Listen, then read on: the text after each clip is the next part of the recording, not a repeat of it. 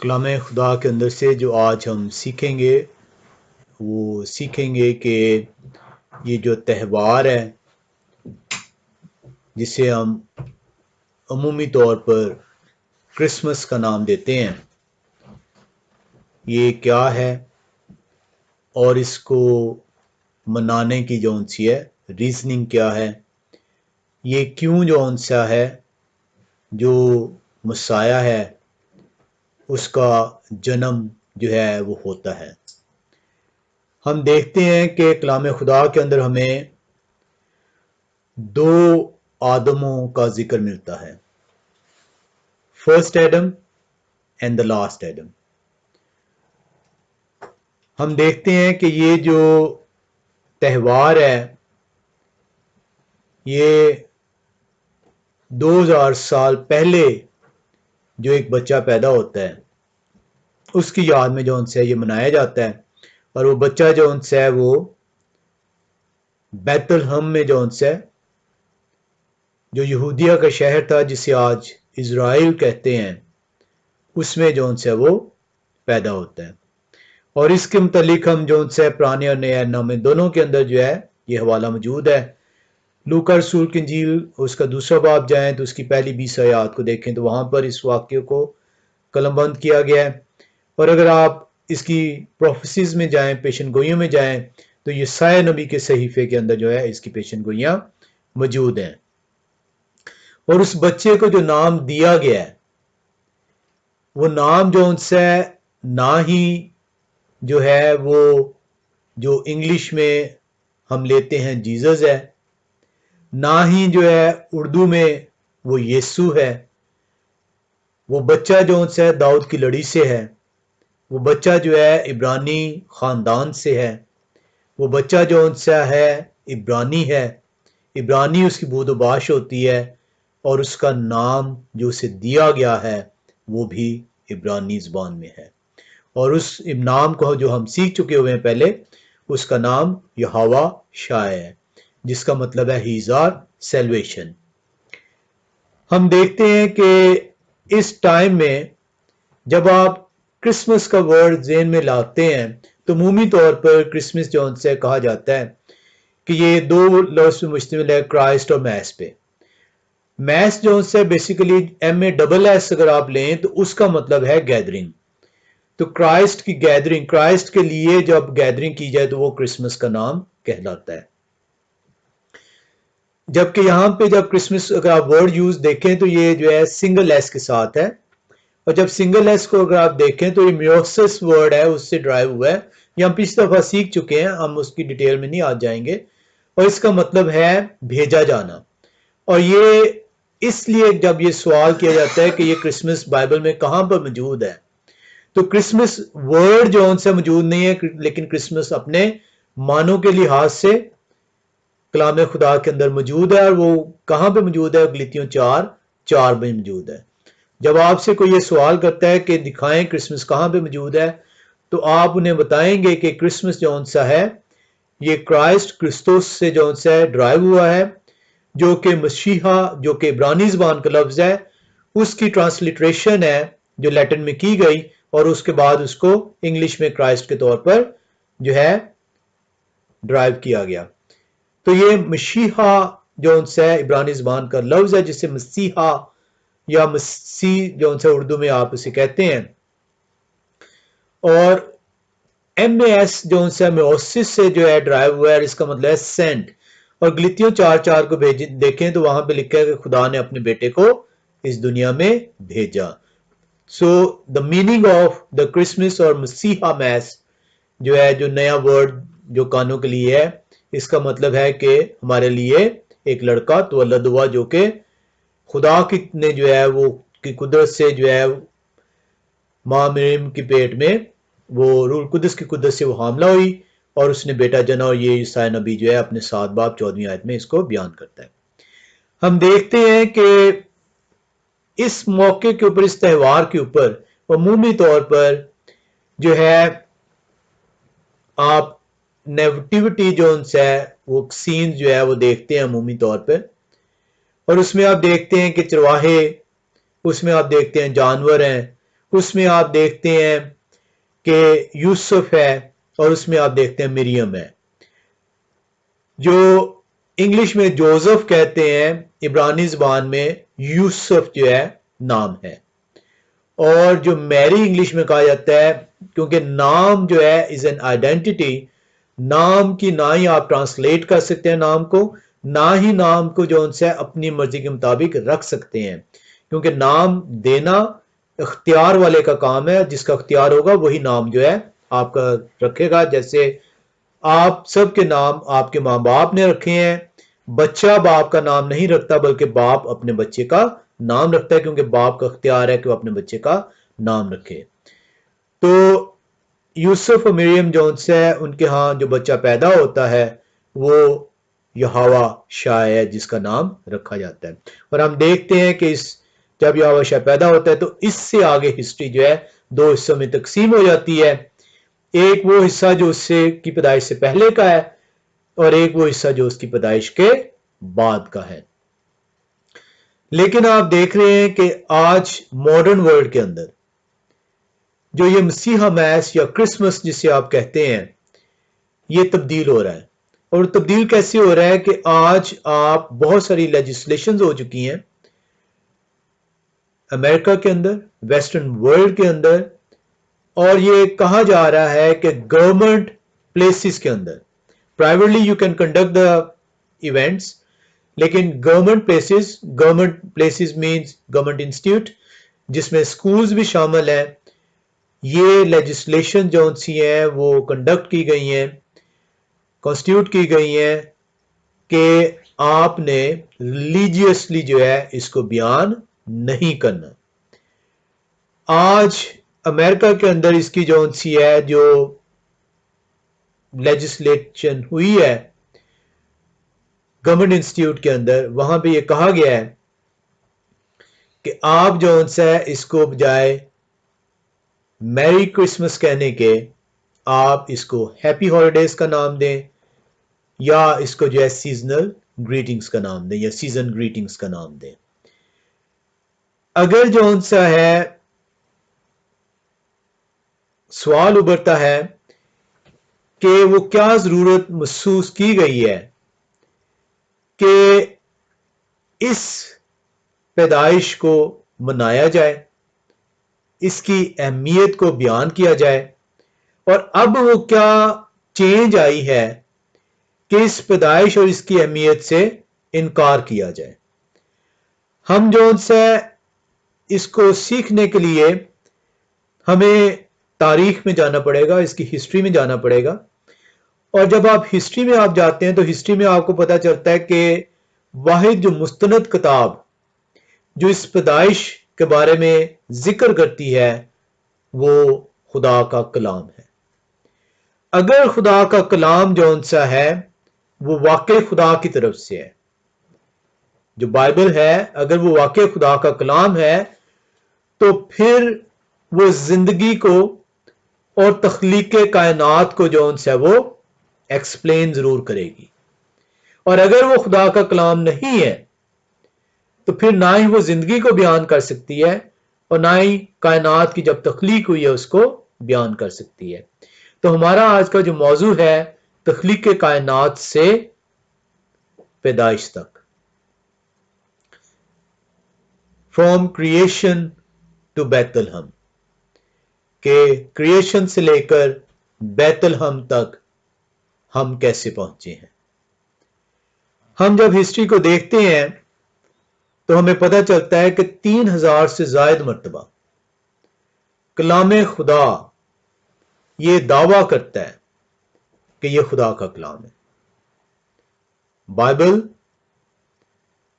दावा करती है 3000 से ज्यादा मरतबा कि यह खुदा के इल्हाम से लिखी गई है। अगर यह खुदा के इल्हाम से लिखी गई है तो वो इस पैदाइश का जिक्र करेगी, वो इस तख्लीक कायनात का जिक्र करेगी। और हम इसको देखते हैं कि इस किताब की, इस बाइबल के जो खुदा का कलाम है, इसकी पहली किताब ही जिसे पैदाइश या जेनेसिस कहा जाता है इंग्लिश में, वो ना सिर्फ जिंदगी के मुतालिक बताती है कि जिंदगी कैसे वजूद में आई है, वो ना सिर्फ पहले आदम का जिक्र करती है, वो ना सिर्फ पहली औरत का जिक्र करती है, वो ना सिर्फ जानवरों का जिक्र करती है, चाहे वो पानी के हों, चाहे हवा के परिंदे हों, चाहे वो जमीन पर रेंगने वाले हों, चाहे जमीन पर चलने वाले हों, उनका जिक्र करती है। वो तख्लीक कायनात का जिक्र करती है कि पहाड़ कैसे वजूद में आए, वो समंदरों का जिक्र करती है कि समंदर कैसे वजूद में आए, वो बादलों का जिक्र करती है कि बादल कैसे वजूद में आए।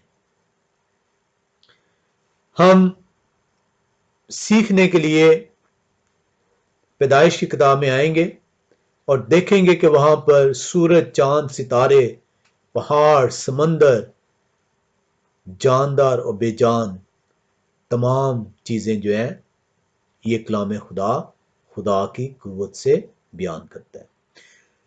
हम पैदाइश की किताब पहला बाब और उसकी 27वीं आयत में आते हैं।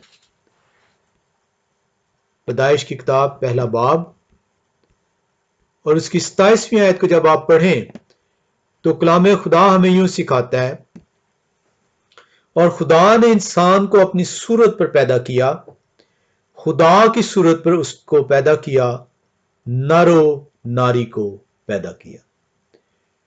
इंसान की पैदाइश कलाम खुदा बयान कर रहा है, और ये बयान कर रहा है कि किसने उसको पैदा किया है। खुदाए वाहिद ने पहले आदम को पैदा किया। हम पैदाइशी की किताब दूसरे बाब की 7वीं आयत में जब जाते हैं तो वहां पे हमें कलाम खुदा मजीद बताता है कि उसने किस तरीके से इस आदम को पैदा किया। दूसरे बाब की 7वीं आयत बयान करती है, हवा खुदा ने जमीन की मट्टी से इंसान को बनाया। पहला बाब की 27वीं आयत बता दी है कि जो पहला आदम है, जो पहला इंसान है, उसे और पहली औरत उसे खुदा ने बनाया है, खुदा ने तख्लीक किया है। और यही हमारे आज का मौजू है कि तख्लीक कायनात से बैतुल हम तक हम कैसे पहुंचते हैं। तो पैदाइश की किताब में जब हम देखते हैं तो वहां पे तख्लीक कायनात हो रही है। पहला आदम जो है तख्लीक किया जा रहा है, पहली औरत जो उनसे तख्लीक की जा रही है। और पैदाइश दूसरे बाब 7वीं आयत जो है बयान करती है कि वो आदम को, जो पहला इंसान है, उसको किससे बना रहा है? मट्टी से बना रहा है। और यहोवा खुदा ने जमीन की मट्टी से इंसान को बनाया और उसके नथनों में जिंदगी का दम फूंका तो इंसान जीती जान हुआ। पहले आदम का जिक्र यहोवा खुदा की किताब जो बाइबल मुकद्दस है उसके पहले बाब की 27वीं आयत और दूसरे बाब की 7वीं आयत में पहले आदम का जिक्र है। और जब आप देखते हैं कि द लास्ट एडम, आखिरी आदम, इसका यह हरगिज मतलब नहीं आखिरी आदम से कि उसके बाद आदमजाद खत्म हो जाएगा। द लास्ट एडम का जो जिक्र है वो पौलुस रसूल बयान करता है पहला कुरिन्थियों 15वें बाब की 45वीं आयत में। पहला कुरिन्थियों 15वां बाब और उसकी 45वीं आयत।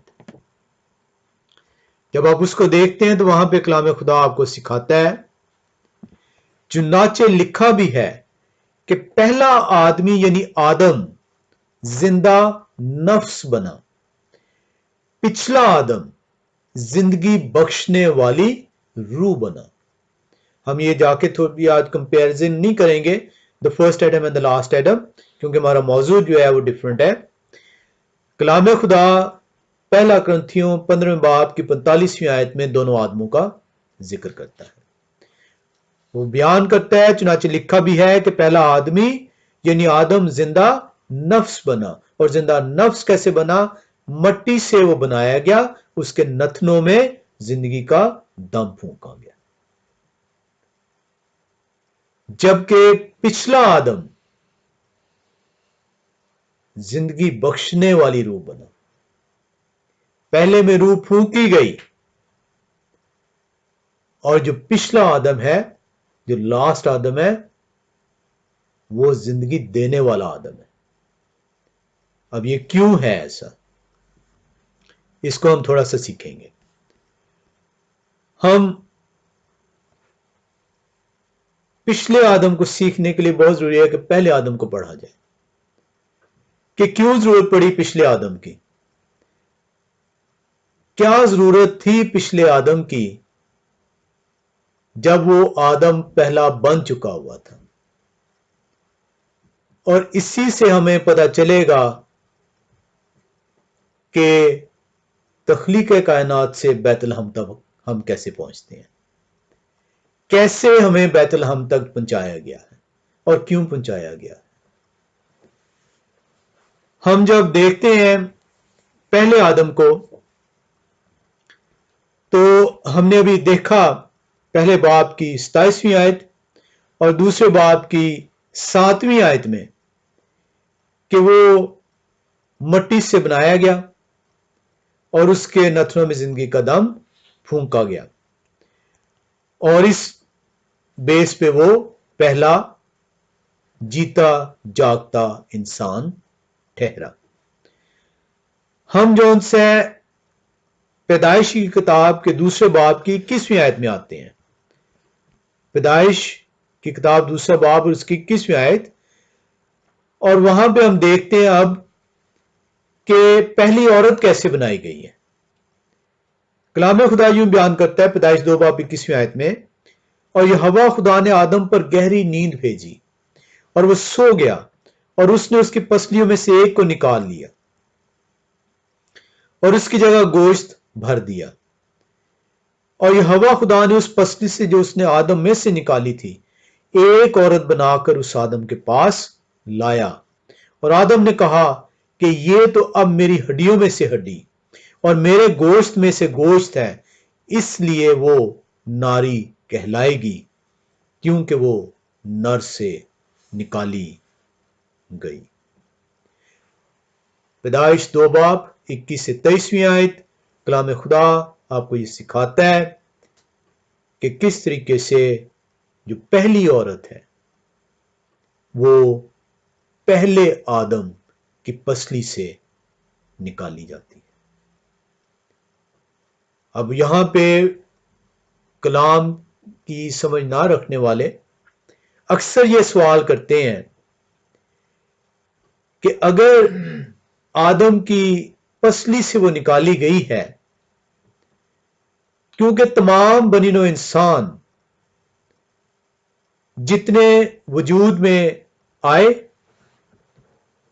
या आएंगे वो एक ही बाउजदाद के फर्जंद हैं और उनके बाउजदाद का नाम आदम और हवा है। तो अगर आदम की जो है कलाम खुदा बयान करता है कि उसकी पसली से औरत को निकाला गया है, तो फिर आदम की एक पसली कम होनी चाहिए। अगर आप बायोलॉजिकली इसको देखें तो आपका जो ये रिब केज है ये 22 रिब्स पे मुश्तमिल होता है। तो अगर एक पसली बीच में से निकाल दें तो सबका मैथ्स मेरे ख्याल में इतना बेहतर जरूर होगा कि वो 22 में से एक माइनस कर दे तो 21 रह जाएंगे। तो इसका मतलब है कि अब तमाम इंसानों के अंदर 21 पसलियां होनी चाहिए, लेकिन बायोलॉजी बताती है कि तमाम इंसानों के अंदर 22 पसली हैं। अगर तमाम इंसानों के अंदर 22 ही पसली हैं तो फिर कलाम खुदा को कैसे आप जस्टिफाई कर सकते हैं? तो बायोलॉजी ही इसका आंसर देती है। जिस तरह आपके बाल काटते हैं आप तो बाल दोबारा रीजनरेट करते हैं। हरगिज इसका मतलब यह नहीं कि आपके बाल काट दिए गए या आपके गंज आ गया तो जो आपका बच्चा पैदा होगा अब वो गंजा पैदा होगा। आप जब नाखून अपने काट देते हैं तो इसका हरगिज मतलब नहीं कि अब ये दोबारा नहीं बढ़ेगा। इसी तरीके से आपकी स्किन के ऊपर अगर कोई कट लगता है, डीप कट नहीं, सरफेस कट, क्योंकि स्किन की 3 लेयर्स हैं, अगर फर्स्ट लेयर डैमेज हो जाती है तो वो रीजनरेट करती है। आपके रेड ब्लड सेल्स जो से हैं उनका लाइफ साइकिल जो है, they get destroyed and regenerated. तो आपके जिस्म के अंदर ऐसा निज़ाम या हवा खुदा की तरफ से मौजूद है कि आपके बहुत सारे जो बॉडी पार्ट्स हैं दे रीजनरेटेड है। इवन आपका जिगर जो है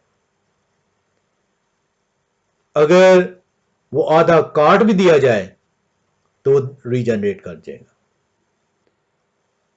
इसी तरह आपने अक्सर ये देखा होगा कि अगर किसी की हड्डी टूट जाती है,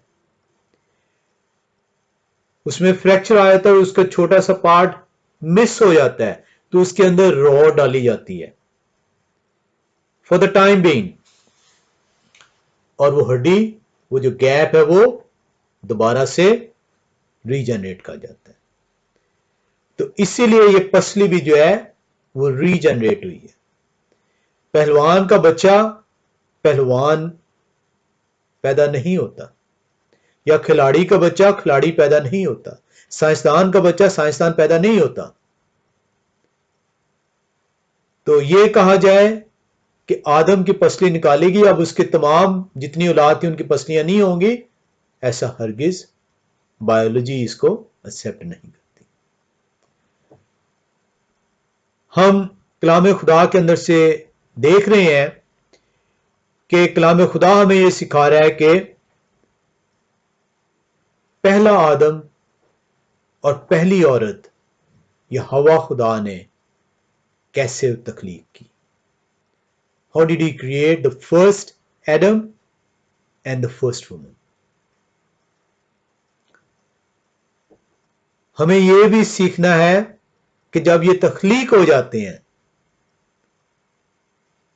तो खुदा कुछ कमांडमेंट भी देता है, इनको हुक्म देता है इनको। हम पैदाइश की 3 बाब में चलते हैं अब, और उसकी हम जो आयत पढ़ेंगे वो पढ़ेंगे 3 बाब, और उसकी जो हम आयत पढ़ते हैं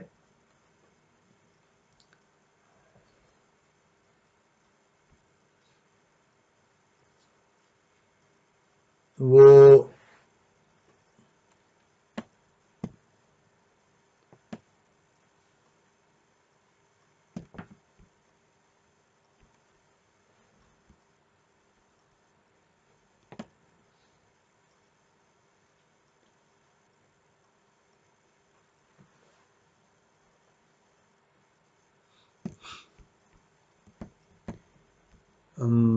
इसको कहाँ से स्टार्ट करें।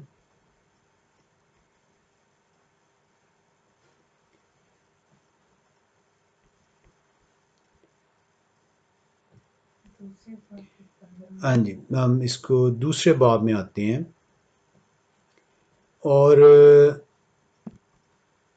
दूसरे नहीं 3 बाब से निकालते हैं और 3 बाब की हम जो है पहली आयत को देखते हैं पहले। और सांप कुल दश्ती जानवरों से जिनको यहोवा खुदा ने बनाया था चालाक था।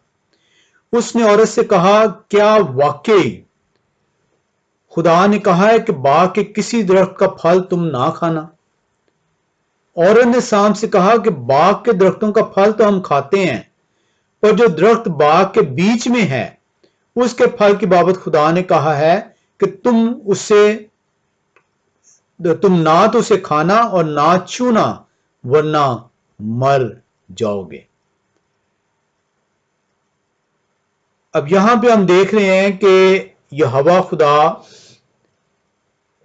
आदम और हवा को बाग अदन में रखता है और वो उन्हें ये बताता है कि आप तमाम जो फल हैं, जो सब्जियां हैं, वो खा सकते हैं सिवाय 2 दरख्तों के। एक दरख्त जो कि जिंदगी का दरख्त है और दूसरा दरख्त जो कि नेकी और बदी का दरख्त है। इन 2 दरख्तों में से आपने फल नहीं खाना, क्योंकि अगर आपने ये खाया तो आप मर जाएंगे। हम कलाम खुदा के अंदर से देखते हैं कि कलाम खुदा हमें यह बताता है कि जब आदम और हवा को यह हुक्म दिया जाता है, और ये दूसरे बाब की 15 से 17वीं आयत में है, दूसरा बाब और उसकी 15 से 17वीं आयत में जब आप जाएं तो वहां पे वो हुक्म दे रहा है, और यहोवा खुदा ने आदम को लेकर बाग अदन में रखा कि उसकी बागबानी और निगहबानी करे। और यहोवा खुदा ने आदम को हुक्म दिया और कहा कि तू बाग के हर दरख्त का फल बेरोक टोक खा सकता है, लेकिन नेक और बद की पहचान के दरख्त का कभी ना खाना, क्योंकि जिस रोज तूने उसमें से खाया तू मरा। मेरा और आपका जो बाप है, जो आसमानी बाप है, वो एक हुक्म सादर करता है हमारे पहले जिस्मानी बाप को, जो कि आदम और हवा है। हम देखते हैं कि इस हुक्म की जौन सी है वो नाफरमानी होती है। आदम और हवा इस हुक्म को तोड़ते हैं और इस हुक्म को तोड़ने के नतीजे में खुदा की तरफ से वो सजा के हकदार ठहराए जाते हैं। इसको हम देखेंगे पैदाइश 3 बाब उसकी 6ठी आयत में। पैदाइश की किताब 3 बाब और उसकी 6ठी आयत कलाम खुदा में बताता है, औरत ने जो देखा कि वो दरख्त खाने के लिए अच्छा और आंखों को खुशनुमा मालूम होता है और अकल बख्शने के लिए खूब है, तो उसके फल में से लिया और खाया और अपने शोहर को भी दिया और उसने खाया। हम देख रहे हैं कि कलाम खुदा पैदाइश 2 बाब उसकी 15वीं और 17वीं आयत में कहता है कि ये तुमने नहीं खाना। आदम को ये बताता है। आदम आके अपनी बीवी को जब वो तख्लीक होती है उसकी पसली से, तो उसे सारा कुछ ये समझा देता है। कलाम खुदा बता रहा है कि बीवी जो है उसे सांप, शैतान सांप के रूप में बहकाता है और वो हाथ बढ़ाकर उस दरख्त के फल को जो है वो लेती है और खाती है और अपने शौहर को भी देती है, और उसके नतीजे में खुदा के हुक्म की नाफरमानी होती है।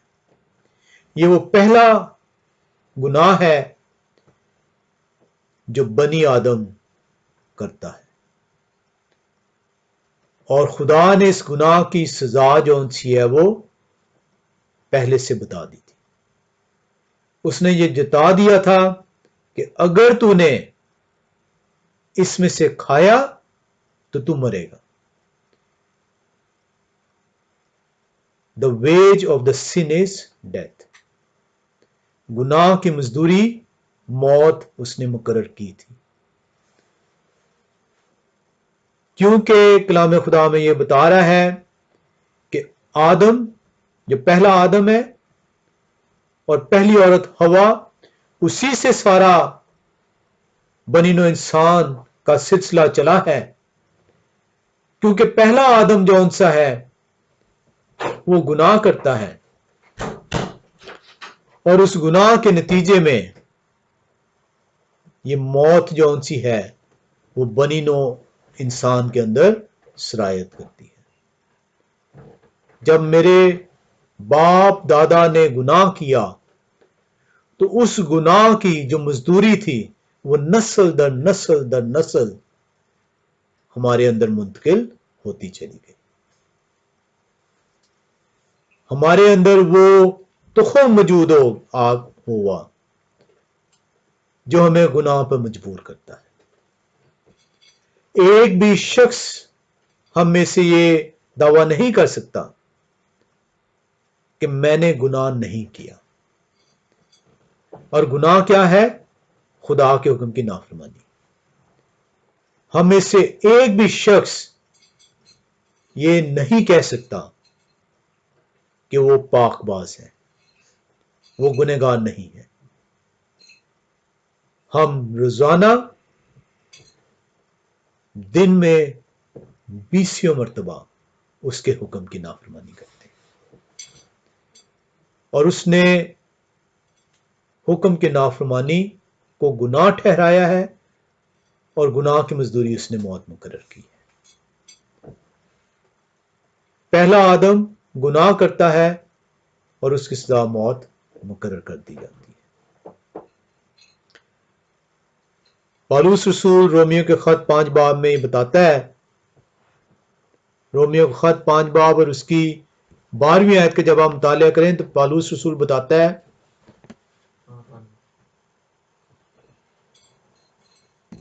बस जिस तरह एक आदमी के सबब से गुनाह दुनिया में आया और गुनाह के सबब से मौत आई और यूं मौत सब आदमियों में फैल गई इसलिए कि सब ने गुनाह किया। एक आदम के वसीले से ये जो गुनाह था ये सारी बनी नौ इंसान के अंदर सरायत कर गया। क्यों सरायत कर गया?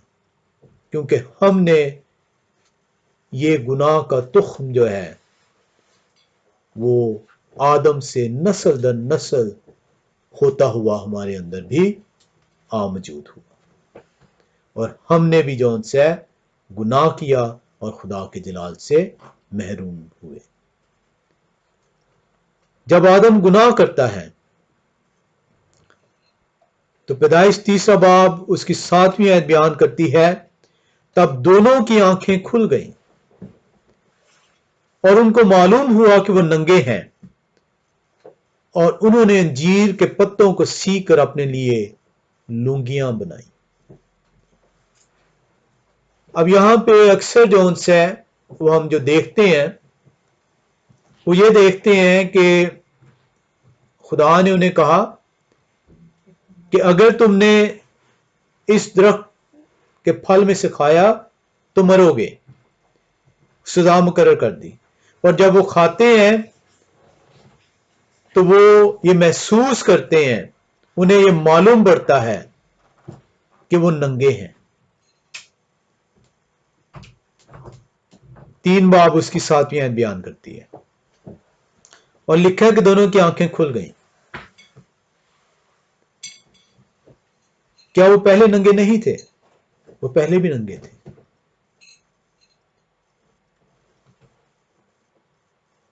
लेकिन ये नंगापन कलाम खुदा बयान किसको कर रहा है? नंगे तो वो पहले भी थे, उन्हें अपने आप अपने लिए लुंगियां बनाने की जरूरत नहीं थी। जब आप गुनाह करते हैं तो आप नंगे हो जाते हैं। जिस तरह आदम और हवा नंगे हो गए, उन्हें मालूम पड़ गया कि वो नंगे हैं। जब हम भी गुनाह करते हैं तो हम नंगे हो जाते हैं। किस चीज से नंगे हो जाते हैं? हमारी पाकीज़गी उतार ली जाती है। हम पाकीज़ा नहीं रहते उस टाइम पे। वो पाकीज़गी का लिबास जो उनसे है वो हमसे उतर जाता है और हमें पता चलता है कि हमने गुनाह किया है। आदम हवा को मालूम हो गया कि अब वो पाकीज़ा नहीं रहे। वो खुदा की नजर में अब मुजरम हैं। उनके जिस्म जो उनसे हैं अब गुनाह आलूदा हो गए हैं और वो अपने इस गुनाह आलूदा जिस्म को ढांपने के लिए लुंगियां बनाते हैं। नंगे वो पहले भी थे, उन्हें लुंगियों की जरूरत नहीं थी क्योंकि पाकीज़गी ने उन्हें ढांपा हुआ था। जब पाकीज़गी उतरती है तो आप नंगे हो जाते हैं, और जब आप नंगे होते हैं तो आप हीले बहाने करते हैं और अपने आप को खुदा की हुजूरी से छुपाते हैं। आज भी लोग जब खुदा के हुक्म का इनकार करते हैं, वो मानने से इनकार कर देते हैं कि उन्होंने खुदा के हुक्म को तोड़ा है। वो ये मानने से इनकार कर देते हैं कि उनसे गुनाह सरजद हुआ है, क्योंकि वो अपने आप को आदम और हवा की तरह चीथड़ों में छुपाना चाहते हैं। और यही काम आदम और हवा ने किया, और खुदा ने इसके बरक्स क्या किया? खुदा ने, क्योंकि उनकी लुंगियां उन्हें छुपा नहीं सकती थी, उनकी लुंगियां जौन सी हैं उनके गुनाह को खुदा की नजर से छुपा नहीं सकती थी, खुदा ने पहला जानवर वो ज़बह करता है बाग अदन में, और वो ये बताता है कि अब ये तुम्हारे गुनाह छुपाने के लिए कुर्बानी का इंतजाम किया जाएगा। तुम्हारे अपने काम, तुम्हारी अपनी कोशिशें तुम्हारे गुनाह को नहीं मिटा सकेंगी।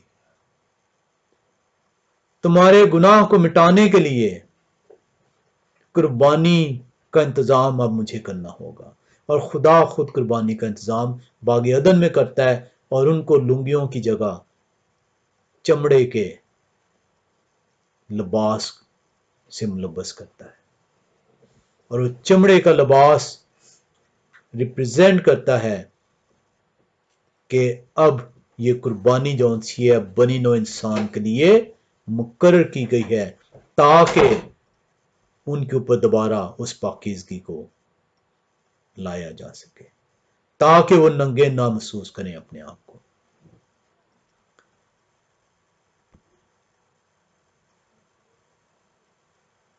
यशायाह नबी का सहीफा क्या बयान करता है? 64वें बाब में अगर आप आए,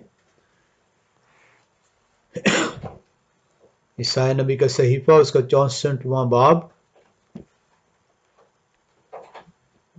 और उसकी अगर आप 6ठी आयत को देखें तो कलाम खुदा यूं बयान करता है, और हम तो सब के सब ऐसे हैं जैसे नापाक चीज, और हमारी तमाम रास्तबाजी नापाक लिबास की मानिद है, और हम सब पत्ते की तरह कुमला जाते हैं, और हमारी बदकिरदारी आंधी की मानिद हमको उड़ा ले जाती है।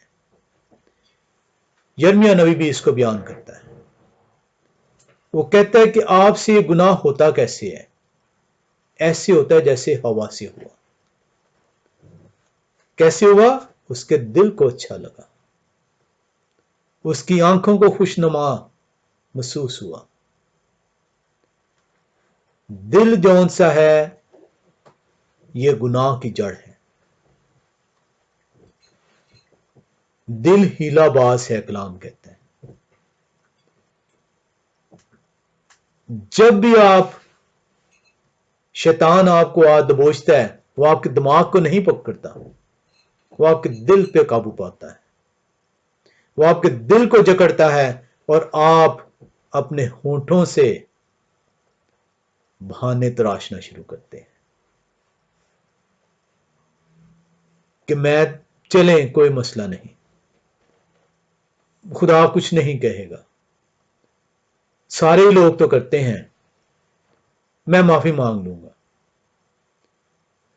आपको इल्म है कि आप नंगे हो रहे हैं, आपको इल्म है कि आपकी पाकीज़गी उतर रही है, आप अपने चीथड़ों से, अपने बहानों से अपने उस नंगेपन को छिपाने की कोशिश कर रहे होते हैं। लेकिन कलाम कहता है कि आप कि ये चीथड़े आपकी नापाकी को छिपा नहीं सकते। आपके ये बहाने जो उनसे हैं आपकी नापाकी को आप छिपा नहीं पाएंगे। और इसीलिए जब आदम और हवा ने अपने लिए लुंगियां बनाई, पत्तों से अपने आप को ढांपा, तो खुदा ने उनके लिए जानवर की कुर्बानी दी और बताया कि अब ये गुनाह जौन सा है जिसकी सजा मौत है, इसकी सजा उसी सूरत में तुमसे दूर हटाई जाएगी अदालत के दिन, जब तुम उस कुर्बानी को जो मैं मुकर्रर करता हूं कबूल करोगे। हम कलाम खुदा को देखते हैं कि जब आप गुनाह करते हैं तो गुनहगार शख्स होने के वसीले से आपकी पाकीज़गी चली जाती है, आप खुदा की नज़र में जो है नाराज़ ठहरते हैं, और जब आप उसकी नज़र में नाराज़ ठहरते हैं तो आप इस गुनाहलुदा बदन के साथ उसकी बादशाह में दाखिल नहीं हो सकते। आपका मिलाप जौन सा है उसके साथ मुमकिन नहीं रहता। और इसीलिए पहला आदम जब गुनाह करता है तो खुदा से उसका मिलाप खत्म हो जाता है, खुदा से वो दूर हो जाता है। और बहुत जरूरी था कि जिस आदम के वसीले से खुदा से ये मिलाप टूटा है, एक और आदम के वसीले से वो मिलाप दोबारा जोड़ा जाए। और इसीलिए जब आप पैदाइश 3 बाब उसकी 15वीं आयत में आते हैं तो वो वहां पे कलाम खुदा में ये इंतजाम कर रहा है कि किस तरीके से जौन सा ये मिलाप दोबारा होगा। पैदाइश 3 बाब 15वीं आयत जब आप आए तो वहां पे लिखा है, और मैं तेरे और औरत के दरमियान और तेरी नस्ल और औरत की नस्ल के दरमियान अदावत डालूंगा। सांप, शैतान जो सांप के रूप में है, उसको अब खुदा तंबीह कर रहा है। वो बता रहा है कि किस तरीके से इस गुनाह को कुचला जाएगा। ये गुनाह जो तूने बहकाया औरत को, और उसके बहकाने के नतीजे में ये गुनाह सरजद हुआ, और उस गुनाह के नतीजे में मेरा बनी आदम से मिलाप टूटा है, इसकी सजा तुझे मिलेगी। और किस तरीके से मिलेगी? वो कहता है वो तेरे सर को कुचलेगा और तू उसकी एड़ी पर काटेगा।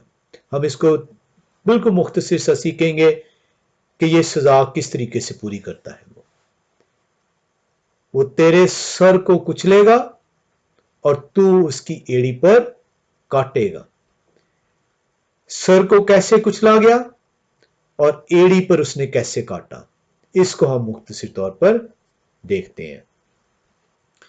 हम कलाम खुदा के अंदर से देख रहे हैं कि ये जो नस्ल का वर्ड यूज होता है, ये किसके बारे में है? मैं तेरी नस्ल और औरत की नस्ल,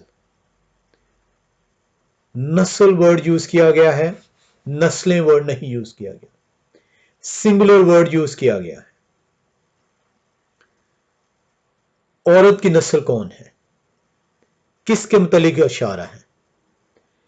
जब आप इसको देखते हैं तो आप 22वें बाब की 18वीं आयत बयान करती है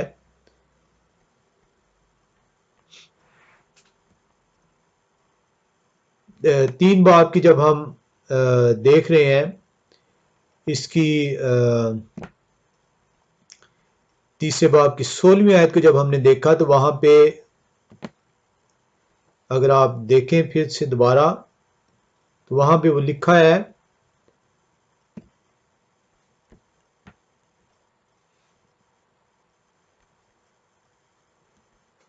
कलाम खुदा के अंदर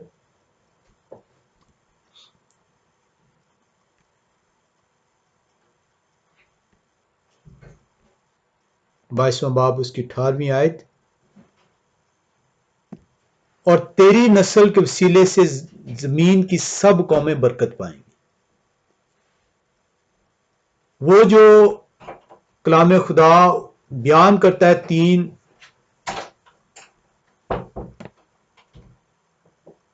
कलाम खुदा जो बयान जिसमें किया 22वें बाब की 18वीं आयत में, वो नस्ल जौन सी है वो कौन सी है? अब्राहम को बता रहा है कि तेरी नस्ल में से, यानी आदम से अब्राहम तक पहुंचा है। औरत की नस्ल को जो हम देखते हैं तो वो 22वें बाब की 18वीं आयत में खुदा फिर से वादा करता है कि ये जो मैंने सजा मुकर्रर की है, औरत की नस्ल और शैतान की जो नस्ल है, इसके दरमियान में अदावत होगी। औरत की नस्ल जो बयान करता है वो 22वें बाब की 18वीं आयत में बयान करता है कि ये अब्राहम की औलाद में से होगा। और अब्राहम की औलाद को जब आप स्टडी करते हैं तो वहां पे जो है वो लिखा है कि ये वो शख्स होगा जो कि इस साम की नस्ल को कुचलेगा।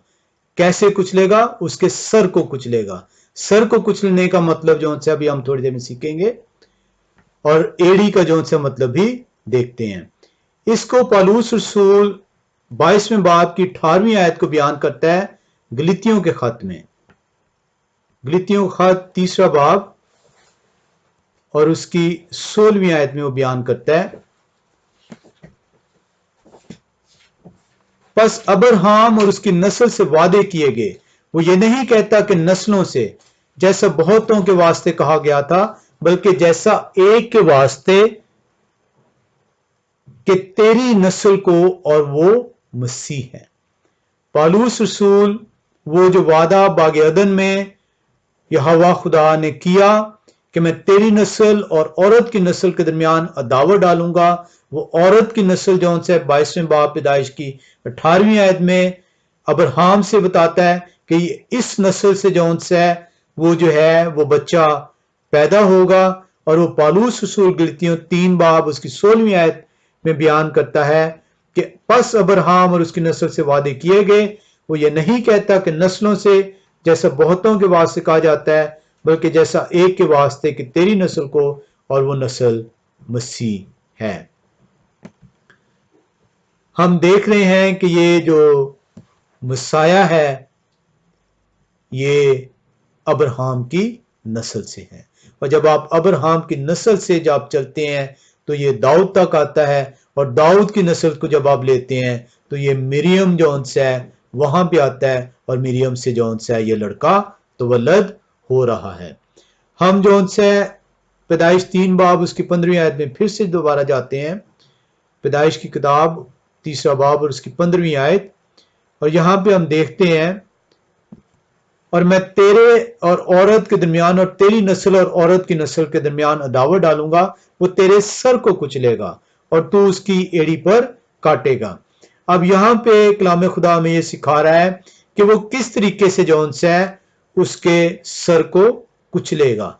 उस सर को कुचलने का मतलब ये है कि वो मौत के ऊपर, सर क्या है? वो मकाम है जहां से मंसूबे बांधे जाते हैं, वो हिस्सा है जिस्म का जहां से जो गुनाह जो सा है उसको सरजद करवाया जाता है। दिल से गुनाह उठता है और दिमाग उसको जो है आगे इंप्लीमेंट करवाता है। सर को कुचलने का यहां पे कलाम खुदा ये बयान कर रहा है कि उस गुनाह को जो सा है वो जो सरजद हो रहा है उस गुनाह को जो है हमेशा के लिए खत्म कर दिया जाएगा। और इसीलिए वो 3:15 में बयान करता है कि वो तेरे सर को कुचलेगा। और उसने सर को कैसे कुचला? उसने एक इंतजाम किया औरत की नस्ल से, और औरत की नस्ल अब्राहम से शुरू हुई दाऊद तक, दाऊद से जो उनसे है वो मिरियम तक आई, और मिरियम से खुदा की कुव्वत से एक बच्चा जो है वो तवल्लद हुआ, जो यशाया नबी अपने सहीफे में उसकी पेशन गोई हमने देखी 7:14 के अंदर, 14 बाब उसकी 7वीं आयत में। और वहां से जो सा है ये जो लड़का तवल्लद हो रहा है वो जब बड़ा होता है खुदा की कुव्वत से वो बड़ा होता है, वो हमारे लिए बेअक बरा जो से ठहराया गया है, वो हमारे लिए हमारे गुनाहों को वो उठाता है और हमारे गुनाहों को अपने ऊपर उठा लादते हुए सलीबी मौत जो है वो गवारा करता है। इसमें काफी सारे हवाले अगर आप देखना चाहें कि कुलसियों पहला 16, यूहन्ना पहला 14 और दूसरा क्रंथियों 5:21 जो उनसे बताता है कि अब वो जो उनसे सलीब पर चढ़ गया है, वो जो गुनाह था जो दिमाग के जरिए से मुंतकिल हुआ, इंप्लीमेंट हुआ, उस गुनाह को उसके ऊपर लाद दिया गया और उस गुनाह को जो उनसे उसने सलीब के ऊपर जो है कीलों से जड़ दिया। और उस कीलों से जड़ने की वजह से जो खुदा ने बयान किया था कि वो तेरे सर को कुचलेगा, उस गुनाह को कुचल दिया गया ताकि हम उस गुनाह की मजदूरी से बच सकें। हम देखते हैं कि जिस तरह 3 बाब उसकी 21वीं आयत में यहोवा खुदा आदम और हवा को चमड़े का जो सा है वो लिबास मुहैया करता है। वो चमड़े का लिबास ये बयान करता है कि यहोवा खुदा जो है वो हमारे लिए कुर्बानी का बंदोबस्त करेगा। और वो कुर्बानी का बंदोबस्त जो सा है, यूहन्ना रसूल की इंजील पहला बाब उसकी 29वीं आयत को देखें तो वहां पे वो लिखा है कि हमारे लिए एक बरा तैयार किया गया, वो जानवर जो ज़बह किया गया बागे अदन में ताकि आदम और हवा के जिस्म को ढांप सके। हमारे लिए भी एक जौन सा बरा तैयार किया गया, यूहन्ना रसूल बताता है। और वो बेअब बरा जौन सा वो हमारे गुनाहों को लेकर अपने ऊपर लादता है और सलीब पर चढ़ता है। और वही यहोवा खुदा था जिसके वसीले से हमारे ये जो नंगापन था, जो ये नाराज़गी थी, वो ढांपी जा सके। और यहोवा खुदा उसका वो बंदोबस्त करता है और इस वसीले से हम जौन सा वो इस गुनाह से खलासी हासिल करते हैं। हम किस तरीके से जौन सा है यहोवा खुदा ने ये जो बंदोबस्त किया है लिबास मुहैया करने का, हमारी नंगेपन को ढांपने का, हमारी नापाकी को जो है वो दूर करने का, हमें फिर से पाकीज़गी का लिबास अता करने का, हम इसे कैसे हासिल कर सकते हैं? पालूस रसूल जो सा है वो वजाहत करता है कि अगर हम अपने गुनाह का एहसास करें, अगर हम ये कबूल करें कि हम गुनहगार हैं, अगर हम ये गुनाह का एहसास करके उससे तौबा तलब करें तो लिबास मुहैया किया जा चुका है। नापाकी नाराज़गी को ढांपने के लिए पाकीज़गी का लिबास मुहैया किया जा चुका है। वो जो वादा किया उसने सर को कुचलने का, वो सलीब पर सर को कुचला जा चुका है। जो कहा गया कि तू उसकी एड़ी पर काटेगा, वो एड़ी पर काटना था कि गुनाह दाखिल करना, गुनाह सरजद करवाना बनी नौ इंसान से।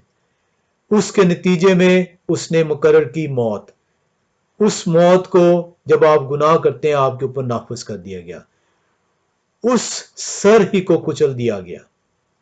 अब जब आपसे गुनाह सरजद होता है तो आपके लिए लिबास तैयार है। आप उस लिबास को सिर्फ एक ही सूरत में हासिल कर सकते हैं कि आप उस गुनाह का इकरार कर लें, आप उस गुनाह से ताइब हो जाएं, आप उस गुनाह से तौबा तलब करें। वो लिबास आपको मुहैया कर दिया जाएगा। जैसे उसने बागे अदन में मुहैया किया, इसी तरह उसने इस जमीन पर आपको मुहैया किया है। अब ये आपका काम है कि जैसे आदम और हवा ने उस लिबास को उससे लेकर पहन लिया, हमारे लिए भी बहुत जरूरी है कि हमारे लिए जो लिबास तैयार किया गया है, हम उस लिबास को लेकर उसे पहने, ताकि हम जौन सा है इस नापाकी से, इस गुनाहलूदा जिस्म से किनारा कर सकें और फिर से उस दूसरी मौत को ना चख सकें जो कि अदालत के दिन मुकर्रर की गई है। इसके थोड़ा सा हम जो से दो आदम का डिफरेंस देख लेते हैं। We are not going into detail because of the lengthy video. हम इसको जो है वो जब आप देखते हैं कि पहला आदम जो है, कलाम खुदा ये बताता है कि पहला आदम क्या है, जिंदा नफ्स बनाया जाता है, उसमें जिंदगी का दम फूंका जाता है और वो जिंदगी जौन सी है उसके अंदर दाखिल होती है और इस वसीले से आगे नस्ल जो है वो परवान चढ़ती है। दूसरा आदम या जो पिछला आदम जिसे कहते हैं, द लास्ट एडम जिसे आप कहते हैं, जब उसको आप देखते हैं यूहन्ना पहला बाब उसकी 12वीं आयत में, तो वहां पे वो लिखा है कि वो जिंदगी बख्शने वाली रूह बनता है। पहला आदमी से नस्ल इंसानी चलती है। जो लास्ट एडम है जिसके वसीले से हमारा खुदा से दोबारा मिलाप हुआ है, इसलिए उसको लास्ट एडम कहते हैं। इसका हरगिज लास्ट एडम का मतलब नहीं कि उसके बाद नस्ल इंसानी नहीं कायम रहेगी। लास्ट एडम का मतलब है फर्स्ट एडम जिससे खुदा से दूरी हुई, लास्ट एडम जिससे फिर से उस दूरी को मिटा दिया गया। वो जिंदगी बख्शने वाली रूट है। यूहन्ना पहला बाब 12वीं आयत बताती है। पहले से नस्ल इंसानी चली, लास्ट एडम से उस नस्ल इंसानी में जिंदगी जौन सी है, हमेशा की जिंदगी दाखिल की गई। पहला आदम खुदा की जजमेंट से गुजरा। पहला आदम खुदा की जजमेंट से गुजरा और उस जजमेंट के नतीजे में जो हुक्म सादर हुआ था कि तू मरेगा, वो मरा, वो खाक से उठाया गया और खाक में दोबारा जा मिला। पिछला आदम, द लास्ट एडम, खुदा की जजमेंट से गुजरा। वो भी गुजरा खुदा की जजमेंट से, लेकिन पिछले आदम की कलाम खुदा ये बयान करता है कि उसकी जिस्म को सड़ने की नौबत ना पहुंची, क्योंकि वो जिंदगी बख्शने वाली रूह ठहरा। पहला आदम खाक से उठाया गया, खाक में दोबारा शामिल कर दिया गया। पिछला आदम जो है वो खुदा की कुदरत से मां मरियम हामला हुई, उसने बेटा जना, वो सलीबी मौत गवारा की, सलीब पर जान दी, दफन हुआ और तीसरे दिन मुर्दों में से जिंदा होकर आसमान पर चला गया। हम देखते हैं इसके अंदर बेशुमार हवाले हैं। हम टाइम की शॉर्ट से उसको हमें इल्म है कि ये हवाले हमें मालूम है। आप यशायाह 53:5, पहला पत्र 3:18, इब्रानियों 2:9, बहुत सारे हवाले हैं। अमाल की किताब में 2:27, 13 बाब 35-37 में आप देख सकते हैं कि ये पिछला आदम जौन सा है वो उसके गलने सड़ने की नौबत नहीं पहुंची। और अगर मेरा और आपका निजात दहिंदा इस दुनिया में ना आता तो वो जो गुनाह बागे अदन में सरजद हुआ था और उस गुनाह के नतीजे में जो मौत का हुक्म सादर हुआ था, वो नस्ल दर नस्ल वो गुनाह हमारे अंदर मौजूद रहता और उस गुनाह की जो मजदूरी मौत थी वो उसका हम मज़ा चखते चखते रहते और हमारा खुदा के साथ मिलाप ना हो पाता, क्योंकि हम जो है ना रास्ती ना पाकी गलाजत की हालत में रहते। और खुदा को गुनाह से नफरत है। उसे ये इंतज़ाम करना ही करना था कि वो ताल्लुक, वो रिश्ता, वो मिलाप जो बागे अदन में टूटा था, वो फिर से बहाल किया जाता। और वो बहाल करने का इंतज़ाम बागे अदन में ही कर दिया गया था, जब कहा गया कि मैं तेरी नस्ल और औरत की नस्ल के दरमियान अदावत डालूंगा और वो तेरे सर को कुचलेगा और तू उसके पांव पर काटेगा। और हमने देखा कि मौत को सलीब पर कीलों से जड़कर कुचल दिया गया और इस गुनाह को हमारे से दूर कर दिया गया। अब जब आप खुदा के हुक्म को तोड़ते हैं, खुदा का हुक्म आपसे जो है वो टूटता है, आपसे गलती सरजद होती है, लिबास आपके लिए तैयार है, आप महज आपको खुदा की तरफ रुजू करना है, सच्चे दिल से अपने गुनाह का इकरार करना है, उसके आगे झुकना है, माफ़ी तलब करनी है। वो लिबास आपको देने के लिए तैयार है। ये वो बाइबल का वाहिद पैगाम है। पूरी की पूरी बाइबल, पूरे का पूरा खुदा का कलाम जो है, इस एक पैगाम के ऊपर जो है वो मौजूद है। पूरी की पूरा खुदा का कलाम एक पैगाम का अहाता करता है कि किस तरीके से आपका खुदा से दोबारा मिलाप हो सकता है।